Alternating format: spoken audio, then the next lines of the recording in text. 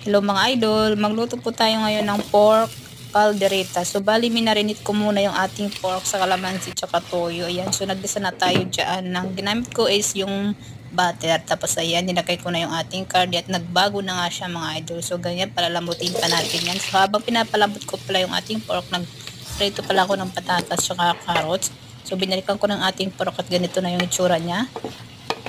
Ayan mga idol, so palalambutin pa natin yan.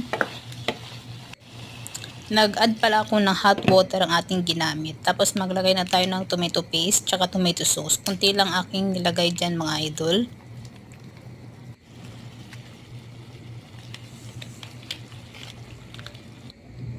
So takpan natin at palalambutin pa natin yan. So mag-add tayo ng liver spread. So kunti lang ating nilagay dyan mga idol. Kunti lang kasi yung mga amo ko hindi masyado. Ayan, so naglagay rin tayo ng cheese, siyempre para pampasarap yung ating caldereta. So hindi ko na siya hiniwa-hiwa, so ganyan ko na lang siya, dinurog ko na lang siya dyan. Ano na siya, Putol ko na lang gamit ang ating kutsarang malaki. Tapos naglagay pala ako ng isang laurel lang, tapos yung mga idol, malapit na siyang maluto or lumambot yung ating pork, nilagay ko na yung ibang mga sangkap natin, garbanzos, bell pepper, at siyempre naglagay na rin tayo ng green olive. Ano lang naman yan yung optional kung meron kayo.